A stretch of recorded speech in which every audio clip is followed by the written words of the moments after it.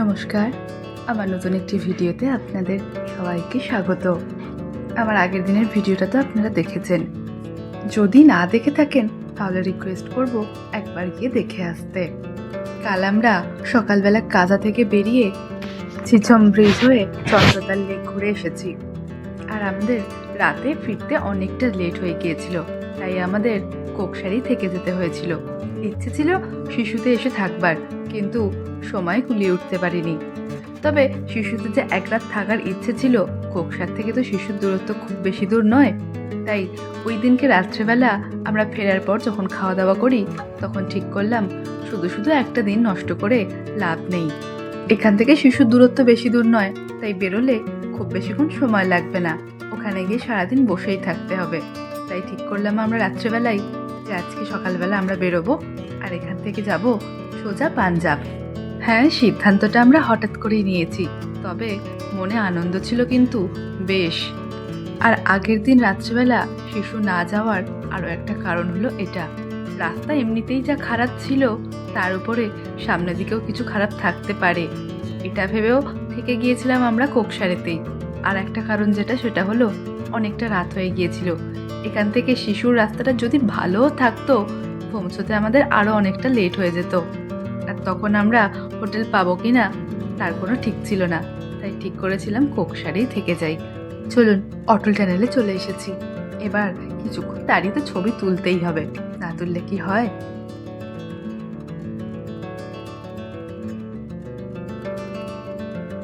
এখানে আসার পর সেই প্রথমবারের কথা মনে পড়ে যাচ্ছে, যখন প্রথম এসেছিলাম বাইকে করে। সুমন আর আমি, মানে পুরোটা বাইকে না, ট্রেনে মানালি থেকে বাইক নিয়ে এসেছিলাম। এই সময়ে আমরা সেই পুরোনো দিনের কথাগুলোই ভাবছিলাম আর নিজেদের মধ্যে আলোচনা করছিলাম।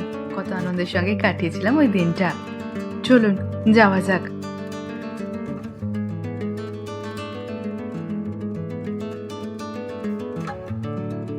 এই অটল টানেলটি 9.2 কিলোমিটার পর্যন্ত দীর্ঘ। আর সুমন আমাকে বলল, এর আগের বার যখন এসেছিলাম তখন তো বাইকে করে, তুমি না হয় বাইক চালাতে পারতে না, কিন্তু এখন যখন গাড়ি চালাতে পারো, এরপর কবে আসবো ঠিক নেই, তবে সুযোগ যখন পাচ্ছ হাতছাড়া কেন করবে। তাই আমাকে জোর করেই বলল যে তুমিও গাড়িটা চালাও কিছুক্ষণের জন্য। তাই একটুখানি এসেই ও আমাকে দাঁড়িয়ে গাড়িটা দিয়ে দিয়েছিল। আমারও বেশ মজাই লাগছিল গাড়িটা চালাতে। এখানে বেশ কিছুক্ষণ চালিয়ে তারপর ওকেই দিয়ে দিয়েছিলাম। আমরা যে সময় গিয়েছিলাম, মানে অনেক মাস হয়েই গেছে গিয়েছি, ভিডিওগুলো পোস্ট করে উঠতে পারিনি। যাই হোক, সেই সময় রাস্তা কিন্তু ভীষণ রকমের খারাপ ছিল। একে তো ওয়ান ওয়ে রাস্তা, তারপর আবার সেই ওয়ান ওয়ে রাস্তাতেও হাফ নিয়ে চলে গিয়েছে নদী, মানে ওয়ান ওয়ে রাস্তার মধ্যেও ওয়ান ওয়ে হয়ে গিয়েছে।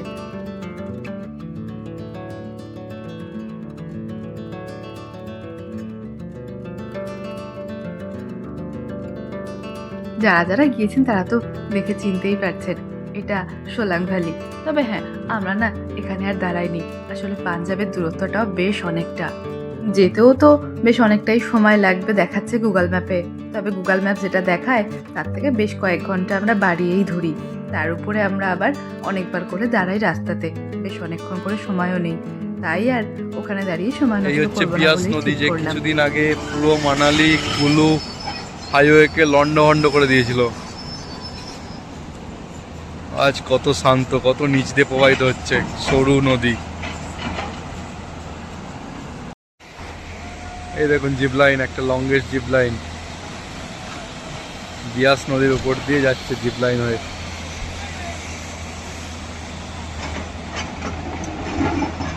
বেশ ভয় লাগবে।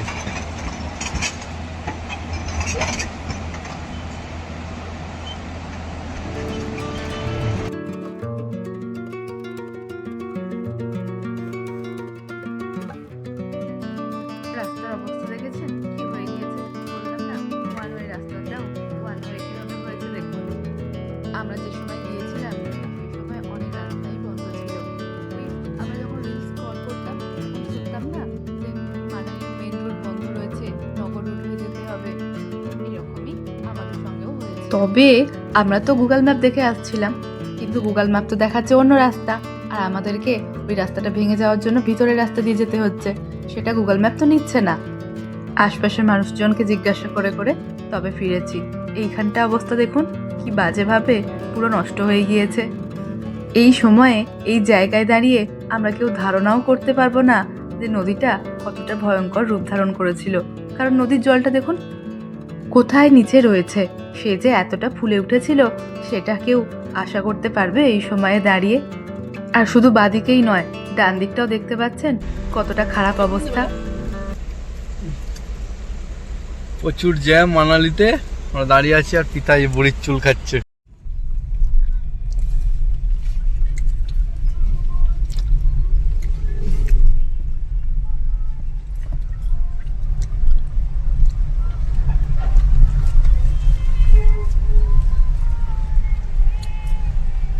Hotel river sound valley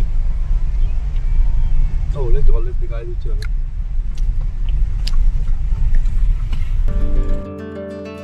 মানালির main রোডটা তো বন্ধ রয়েছে পুরোপুরিভাবেই, তবে নগর রোডটাও বেশ কিছু জায়গায় তো ক্ষতিগ্রস্ত হয়েছে। তাই ওদিকের গাড়ি দাঁড় করিয়ে রেখে একদিকের গাড়ি পাস হলে তখন আমার অপোজিট দিক থেকে গাড়ি ছাড়ছে, সেই জন্য অনেকটা সময়ও লেগে গিয়েছিল আমাদের।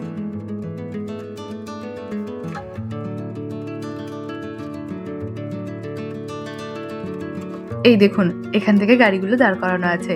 আমাদের দিকের লাইনটা ক্লিয়ার হলে তারপর ওদিকের গাড়ি ছাড়বে।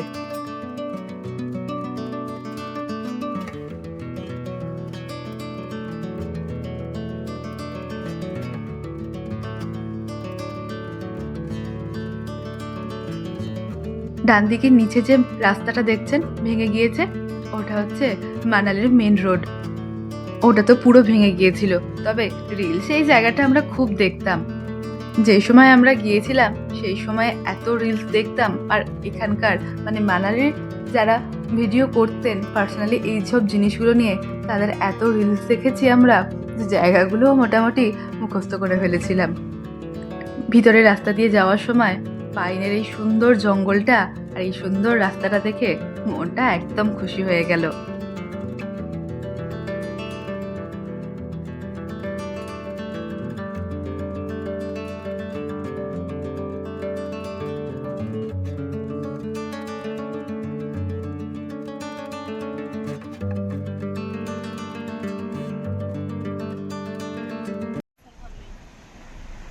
সেই রাস্তায় বাড়িটা, এই হোটেলটা আমরা ফেসবুকে অনেকবার দেখেছি। অনেক দাদা, দীপক দা, এদা, অনেক দা হিমাচলের পরে এই ভিডিওগুলো, এই রাস্তাগুলো পুরো ধসে চলে গেছিলো।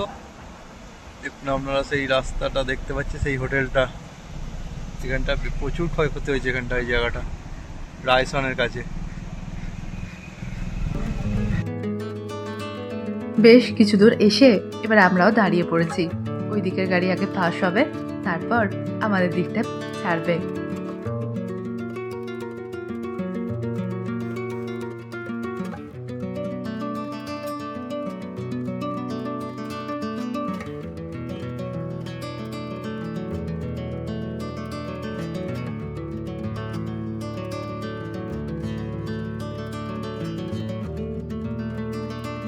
মানালি মেন রোডটা ধরেছি, এবার আর বেশিক্ষণ দাঁড়াতে হবে না কোথাও, এবার সোজা যাব।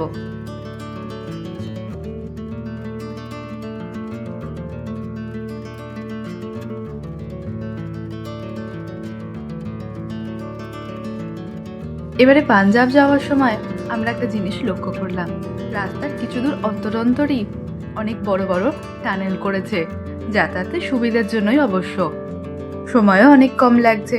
মোটামুটি আমরা মানালি থেকে পাঞ্জাব যাওয়ার সময় কম করে হলেও 10-15টা টানেল তো পার হয়েইছি। এতক্ষণ পর বেরোচ্ছি, মোটামুটি 5 কিলোমিটার মতো। 5 কিলোমিটার আসতে। কোন দিকে গো? কোন দিকে যাচ্ছে না? দেখে না ম্যাপ একবার। বলছি কোন দিকে রে? মান্ডি। ডান দিকে। মান্ডি তো ডান দিকে যাচ্ছে। হ্যাঁ। কি সাজিয়ে সাইনা জিনা কি?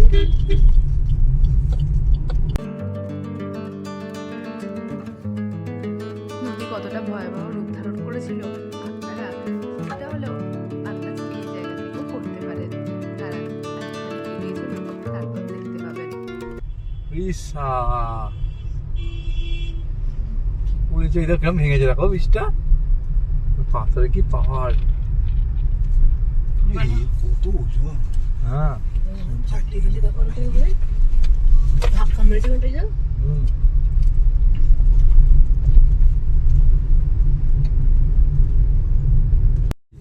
শালা। লাইট করছে কাছে বোঝা যাচ্ছে না রাস্তাগুলো কি পড়ে যাওয়ার সময়?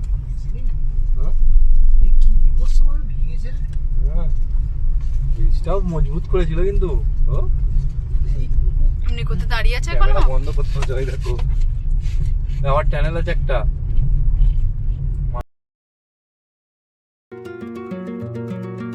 আর একটা কথা হঠাৎ করে আমার মনে পড়লো, আমি যখন ভিডিও দেখতাম সেই সময় কোন রাস্তাটা খুলেছে, আদৌ যাওয়া যাবে কিনা, সেই সময় অনেক সবাই ভিডিওতে বলতেন টানেল নাম্বার এই, টানেল নাম্বার ওই, এই রাস্তাটা বন্ধ আছে, ওই রাস্তাটা খুলেছে। তখন বুঝতাম না এত টানেল নাম্বার কেন বলছে। তবে এখানে মানে পাঞ্জাব যাওয়ার সময় আমরা লক্ষ্য করে দেখলাম পরপর নাম্বার ওয়াইজ টানেল রয়েছে, 5, 6, 10, 12 আস্তে আস্তে টানেল নাম্বার বাড়ছে।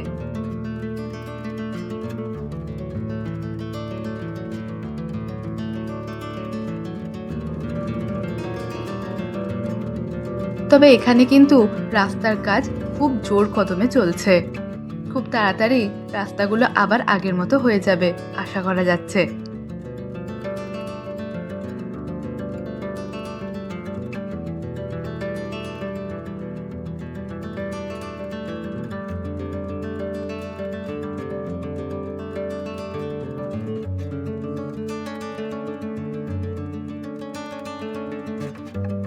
বিকেল হয়ে গেছে, এবার মনটা একটু চা চা তো করবেই। আমরা পাঞ্জাব প্রবেশ করে গিয়েছি, এবার একটু দাঁড়িয়ে ফ্রেশ হয়ে নেব, তারপর চাটা খেয়ে আমরা আবার ওখানেই কয়েকজনকে জিজ্ঞাসা করলাম কোন রাস্তা দিয়ে গেলে সুবিধা হবে। জিজ্ঞাসা করে তারপর আমাদের গাড়ি আবার স্টার্ট করে দিয়েছি। ম্যাপে দেখছিলাম 3টে রাস্তা দেখাচ্ছিল, তাই ঠিক করলাম লোকাল লোককে জিজ্ঞাসা করাটাই সব থেকে ভালো হবে। চলুন যাওয়া যাক, কতক্ষণে গিয়ে পৌঁছই দেখা যাক। এটা যে ভাগড়া নাঙ্গাল ড্যাম মনে হয়, বুঝলে? এই পাঞ্জাবে আছে না ভাগড়া নাঙ্গাল ড্যাম মনে হয়, এ তো বেশ বড় ড্যাম তো। ঠিক ঠিক ঠিক।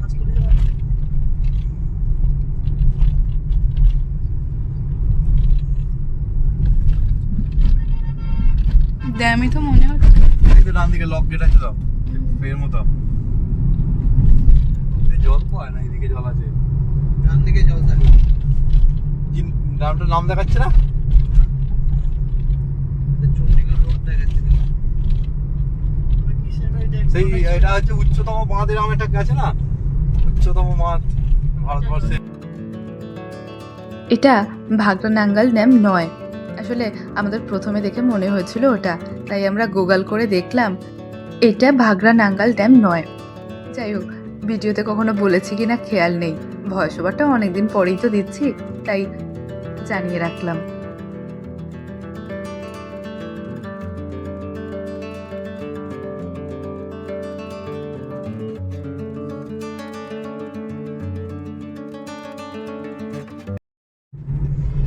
আজ আমরা হিমাচল প্রদেশের কোকসার থেকে বেরিয়েছি সকালবেলা, দিয়ে অটল টানেল, সিসু, কুলু, মানালি পেরিয়ে আমরা এখন চলেছি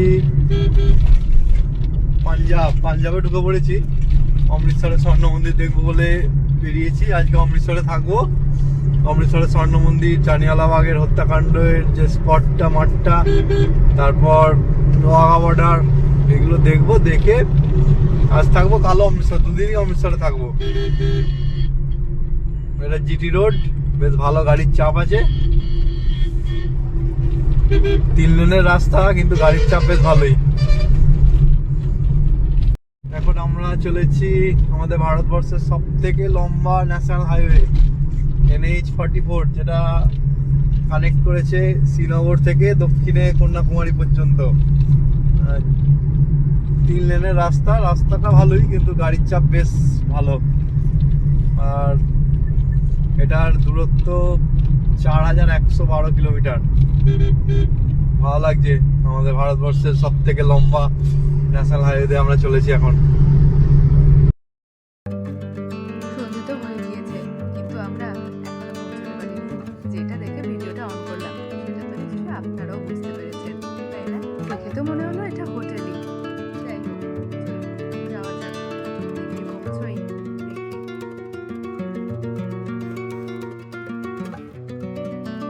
আপনাদের কি মনে হচ্ছে আর কত দূর বাকি আছে? বাদিকে ওই যে মন্দিরটা দেখছেন, ওটা দেখেই বুঝতে পেরেছিলাম যে আর খুব বেশি দূর আমাদের বাকি নেই। তাই গুগল ম্যাপ খুলতেই দেখলাম না, সত্যিই তো আর খুব বেশি দূর বাকি নেই। হাইওয়েটা ছেড়ে দিয়েছি, এবার শহরের রাস্তা দিয়ে বেশ কিছু দূর যেতে হবে, তবে খুব বেশিক্ষণ কিন্তু নয়। বিয়ের পর থেকে আমি সুমনের কাছে অনেকবার এই মন্দিরের নাম শুনেছি, আর আমার যাওয়ার ইচ্ছে তখন থেকেই, তাই ইচ্ছেটা আর আটকে রাখতে পারলাম না। ওখানে গিয়ে হোটেল খুঁজে কোনো রকমের ব্যাগ রেখে একটুখানি ফ্রেশ হয়েই আমরা চলে এসেছিলাম মন্দিরেতে। রাতের খাওয়া দাওয়াটাও আজকে আমরা এখানেই করেছি। তবে আমাদের এখানে যেটা মনে হয়েছিল দেখার পর, সকালের থেকে রাতে দেখতে কিন্তু বেশি সুন্দর লাগে। আজ রাতেও এসেছি, কাল সকালবেলাও আসবো, আবার কাল রাতেও এসেছিলাম। মানে আমরা আজকে এখানে পৌঁছেছি মোটামুটি ওই 10টার দিকে। আজ রাতেও এসেছিলাম, কাল সকালেও এসেছি, আবার কালকে রাত্রিবেলার দিকেও এসেছিলাম ঘুরতে। এত ভালো লাগছিল ওই জায়গাটা, ইচ্ছেই করছিল না ছেড়ে যেতে। আমার আর সুমন, মা, বাপি, ভাইয়ের সবারই ইচ্ছা আছে আরও একবার এখান থেকে ঘুরে আসার। এনাদের সব রকম ব্যবস্থাই খুব ভালো। আমরা সবাই ওখানে গিয়ে দেখে অবাক হয়ে গিয়েছিলাম যে কেউ কাউকে কাজের জন্য বলছে না, বা ওনাদেরকে কেউ কাজের জন্য এখানে রাখেও নি। ওনারা সব কিছুই মন থেকে করেন। তবে হ্যাঁ, একদমই যে কাজের জন্য রাখেনি এটা বলাটাও ভুল। কিছু কিছু মানুষ আছেন যাদেরকে গার্ডের কাছে রাখা হয়েছে, ওখানে কথা বলে জানতে পারলাম। ওনাদের বিশ্বাস ওনারা মানুষের সেবা করেই সব থেকে বেশি খুশি থাকেন। ওখানে গিয়ে আরও একটা জিনিস দেখে আমরা অবাক হয়েছিলাম।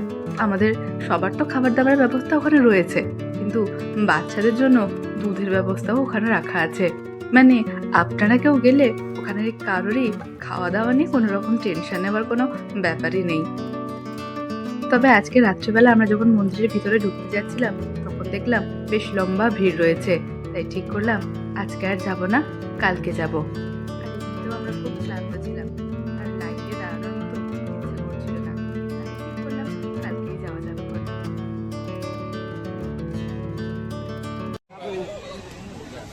तुम तुम्हारे को ब्लड करोगे, मेरा एक ही बराबर है। ये बात दुकान है क्या? सिर्फ ये हाथ है, किसी का मारा नहीं सकता, किसी का बुरा ना सकता, ये जीवना किसी का बाला ना बोले। ऐसी बात करो, सब भाई भाई यार। दुनिया से कोई दूसरा अपनी बिगाड़ना नहीं किया, किसी का बुरा नहीं सकता, ठीक है? हाँ, बुरा ना सकता। आपको চলুন আজকের মতো ভিডিওটা এখানেই শেষ করছি। দেখা হবে আবার কালকের নতুন ভিডিওতে।